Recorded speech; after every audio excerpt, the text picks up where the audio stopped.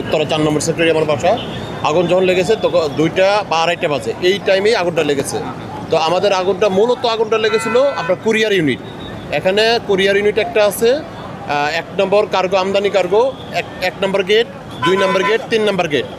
3টে গেটের মধ্যে সবচেয়ে আমরা যেটা ভয়াবহ আমরা দুশ্চিন্তা দিয়েছিলাম, যেটা মানে ফার্মাসিউটিক্যাল আইটেম এবং কেমিক্যাল, যেখানে কেমিক্যাল ইন্ডাস্ট্রিজ, কেমিক্যালের ড্রামগুলো থাকে, কেমিক্যাল মালগুলো থাকে, এই জায়গায় আগুন লাগলে পরে আগুন নিবানো খুব অসম্ভব হয়ে পড়বে।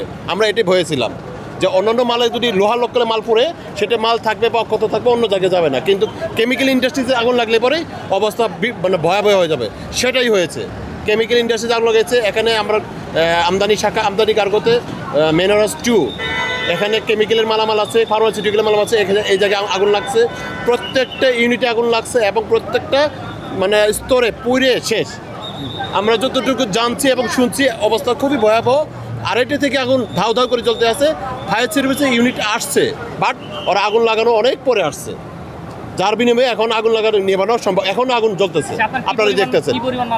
আমার প্রায় আমার ইম্পোর্টার আমদানি কারকের প্রায় 2 থেকে 2.5 কোটি টাকার মাল আছে, যেটা আমি অলরেডি একটা ট্যাক্স দিচ্ছি 79 লাখ টাকার মতো গভর্নমেন্ট ডিউটি দিয়ে আছে, অ্যাসেসমেন্ট কমপ্লিট করছি। আরও 2টা অ্যাসেসমেন্ট এরকম আছে, সেটা প্রক্রিয়া ধরে। আমার এগুলো হলো আপনার ওই যে ইন্ডাস্ট্রিয়াল আইটেম। আচ্ছা।